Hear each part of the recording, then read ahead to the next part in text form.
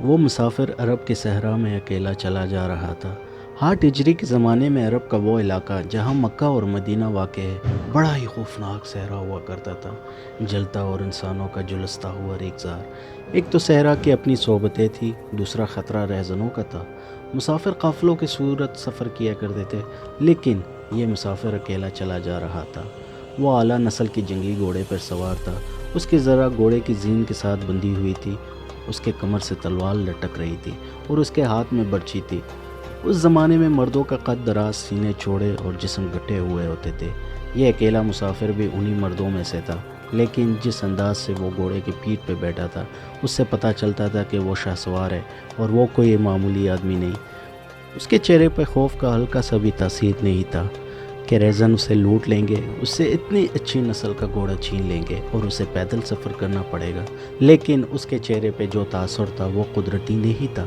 وہ کچھ سوچ رہا تھا، یادوں سے دل بہلا رہا تھا یا کچھ یادوں کے ذہن میں دفن کرنے کی کوشش کر رہا تھا۔ آگے ایک گھاٹی آئی، گھوڑا چڑھتا چلا گیا، خاصی بلندی پر جا کر زمین ہموار ہوئی۔ سوار نے گھوڑا روک کر اسے گھمایا اور رکابوں پر کھڑے ہو کر پیچھے دیکھا۔ اسے مکہ نظر آیا۔ مکہ افق کے نیچے چلا گیا تھا۔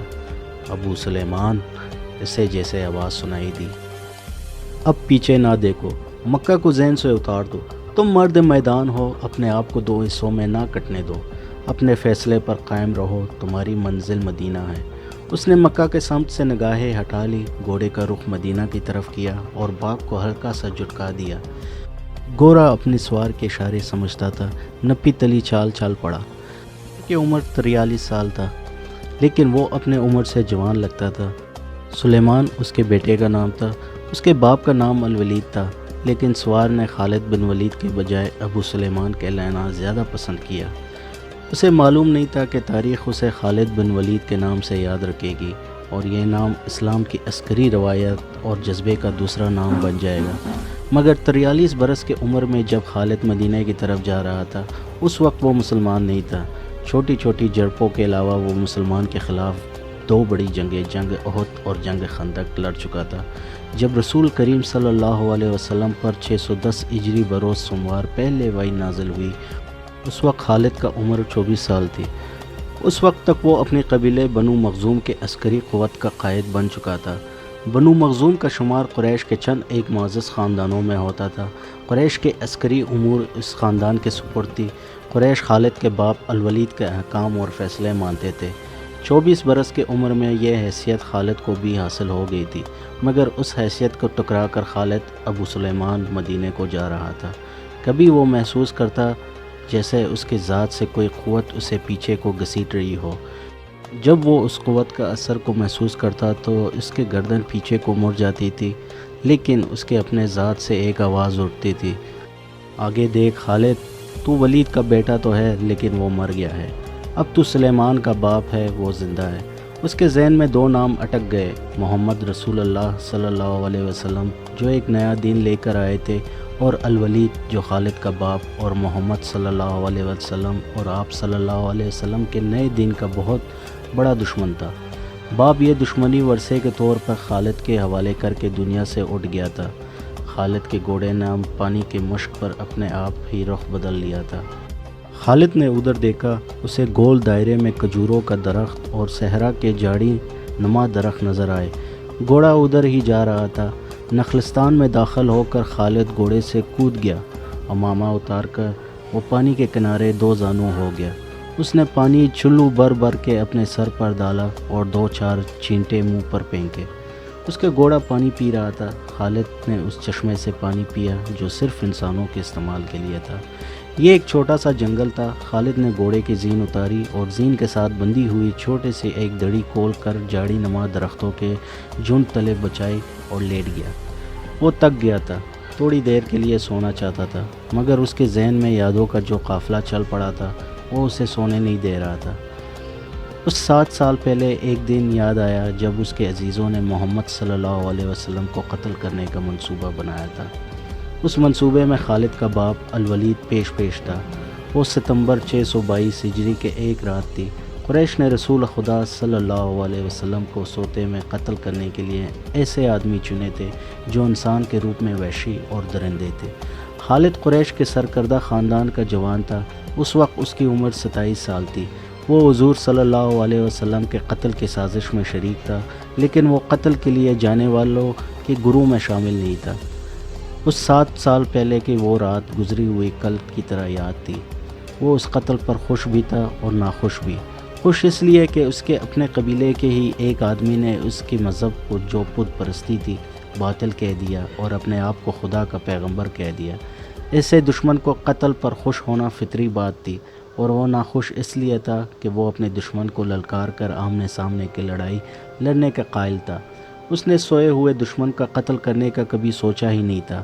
بہرحال اس نے اس سازش کو مخالفت نہیں کی، لیکن قاتل رات جب قاتل رسول خدا کو مقررہ وقت پر قتل کرنے گئے تو آپ صلی اللہ علیہ وسلم کا مکان خالی تھا۔ وہاں گھر کا سامان بھی نہیں تھا، نہ آپ صلی اللہ علیہ وسلم کا گھوڑا تھا، نہ اونٹنی۔ قریش اس امید پر سوئے ہوئے تھے کہ صبح انہیں خوشخبری ملے گی کہ ان کے مذہب کو جھٹلانے اور انہیں اپنے نئے مذہب کی طرف بلانے والا قتل ہو گیا ہے، مگر صبح وہ ایک دوسرے کو مایوسی کے عالم میں دیکھ رہے تھے۔ پھر وہ سرگوشیوں میں ایک دوسرے سے پوچھنے لگے، محمد کہاں گیا؟ رسول خدا صلی اللہ علیہ وسلم قتل کے وقت سے بہت پہلے اپنے قتل کی سازش سے آگاہ ہو کر یثرب یعنی مدینہ کو ہجرت کر گئے تھے۔ صبح تک آپ صلی اللہ علیہ وسلم بہت دور نکل گئے تھے۔ خالد کے ذہن سے یادیں پھوٹنے چلے آ رہے تھے۔ ذہن پیچھے ہی پیچھے ہٹے ہٹے 16 برس دور جا نکلا۔ 613 ہجری کے ایک شام رسول اکرم صلی اللہ علیہ وسلم نے قریش کے چند ایک سرکردہ افراد کو اپنے آگ کانے پر مدعو کیا۔ کانے کے بعد رسول اکرم صلی اللہ علیہ وسلم نے اپنے مہمانوں سے کہا، اے بنی عبد المطلب، میں تمہارے سامنے جو تحفہ پیش کرنے لگا ہوں وہ عرب کا کوئی اور شخص پیش نہیں کر سکتا، اس لیے کہ اللہ نے مجھے منتخب کیا ہے۔ مجھے اللہ نے حکم دیا ہے کہ تمہیں ایک ایسے مذہب کی طرف بلاؤں جو تمہاری دنیا کے ساتھ تمہاری عاقبت بھی آسودہ اور مسرور کر دے گا۔ اس طرح رسول خدا صلی اللہ علیہ وسلم نے پہلے وحی کے نزول کے 3 سال بعد اپنے قریبی عزیزوں کو اسلام قبول کرنے کا دعوت دی۔ خالد اس محفل میں نہیں تھا، اس کا باپ مدعو تھا۔ اس نے خالد کا مذاق اڑانے کے انداز میں بتایا تھا کہ عبد المطلب کا پوتا محمد صلی اللہ علیہ وسلم نے کہا ہے کہ وہ اللہ کا بھیجا ہوا نبی ہے۔ ہم جانتے ہیں کہ عبد المطلب قریش کا ایک سردار تھا۔ الولید نے اپنے بیٹے خالد سے کہا، بے شک محمد کا خاندان اعلیٰ حیثیت رکھتا ہے، لیکن نبوت کا دعویٰ اس خاندان کا کوئی فرد کیوں کرے؟ اللہ کی قسم اور حبل اور عزا کی، میرے خاندان کا رتبہ کسی سے کم نہیں۔ کیا نبوت کا دعویٰ کر کے کوئی ہم سے اونچا ہو سکتا ہے؟ آپ نے اسے کیا کہا ہے؟ خالد نے پوچھا۔ پہلے تو ہم چپ ہو گئے، پھر ہم سب ہنس پڑے۔ الولید نے کہا، لیکن محمد کا چچا زاد بھائی علی نے محمد کی نبوت کو قبول کر لیا ہے۔ خالد اپنے باپ کے طنز ہنسی کو بھولا نہیں تھا۔ خالد کو 629 ہجری کے ایک روز مکہ اور مدینہ کے راستے میں ایک نخلستان میں لیٹے ہوئے وہ وقت یاد آ رہا تھا۔ رسول اللہ صلی اللہ علیہ وسلم جن کے نبوت کا قریش کے سردار قبول نہیں کر رہے تھے، اس نبوت کو لوگ قبول کرتے چلے جا رہے تھے۔ ان میں اکثریت نوجوانوں کی تھی۔ بعض مفلس لوگوں نے بھی اسلام قبول کر لیا۔ اس سے نبی کریم صلی اللہ علیہ وسلم کو حوصلے میں جان آ گئی اور آپ صلی اللہ علیہ وسلم نے اسلام کی تبلیغ تیز کر دی۔ آپ صلی اللہ علیہ وسلم بت پرستی کے خلاف تھے۔ مسلمان ان 307 بتوں کے مذاق اڑاتے تھے جو کعبہ کے اندر اور باہر رکھے ہوئے تھے۔ طلوع اسلام سے پہلے عرب ایک خدا کو مانتے تھے اور پوجتے ان بتوں کو تھے۔ انہیں وہ دیویا اور دیوتا کہتے تھے اور انہیں اللہ کے بیٹے اور بیٹیاں مانتے تھے۔ وہ ہر بات میں اللہ کی قسم کھاتے تھے۔ قریش نے دیکھا کہ محمد صلی اللہ علیہ وسلم کے جس دین کے انہوں نے مذاق اڑایا تھا وہ مقبول ہوتا جا رہا ہے، تو انہوں نے آپ صلی اللہ علیہ وسلم کی تبلیغی سرگرمیوں کے خلاف محاذ بنا لیا اور مسلمانوں کو جینا حرام کر دیا۔ خالد کو یاد آ رہا تھا کہ اس نے اللہ کے رسول صلی اللہ علیہ وسلم کو گلیوں اور بازاروں میں لوگوں کو اکٹھا کر کے انہیں اسلام قبول کرنے کی دعوت دی تھی اور بتاتے تھے کہ بت انہیں نہ فائدہ دے سکتے ہیں نہ نقصان۔ عبادت کے لائق صرف اللہ ہے جو وحدہ لا شریک ہے۔ رسول خدا صلی اللہ علیہ وسلم کے مخالفت کے قائد قریش کے 4 سردار تھے۔ ایک تو خالد کا باپ الولید تھا، دوسرا نبی کریم صلی اللہ علیہ وسلم کا اپنا چچا ابو لہب تھا، تیسرا ابو سفیان اور چوتھا ابو الاحکم تھا جو خالد کا چچا زاد بھائی تھا۔ مسلمانوں پر سب سے زیادہ ظلم و تشدد اس شخص نے کیا تھا، وہ جہالت کے حد تک کینہ پرور اور مسلم کش تھا، اسی لیے مسلمان اسے ابو جہل کہنے لگے تھے۔ یہ نام اتنا عام ہوا کہ لوگ جیسے اس کا اصل نام بھول ہی گئے ہو۔ تاریخ نے بھی اس پستہ قد، بینگے اور لوہے کی طرح مضبوط آدمی کو ابو جہل کے نام سے ہی یاد رکھا ہے۔ خالد کو یہ یادیں پریشان کرنے لگے، شاید شرمسار بھی۔ قریش کے لوگوں نے رسول خدا صلی اللہ علیہ وسلم کے گھر میں کئی بار غلاظت پھینکے تھے۔ جہاں کوئی مسلمان اسلام کی تبلیغ کر رہا ہوتا، وہاں قریش کے آدمی جا پہنچتے اور ہلچل مچاتے تھے۔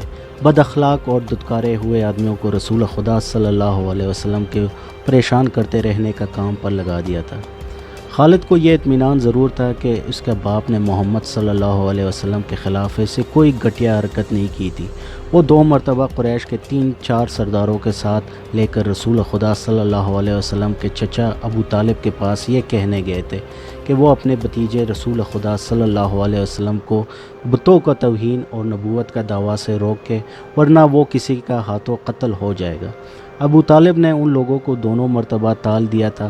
خالد کو اپنے باپ کا بہت بڑی قربانی یاد آئی۔ عمارہ خالد کا بھائی تھا، وہ خاص طور پر خوبصورت نوجوان تھا۔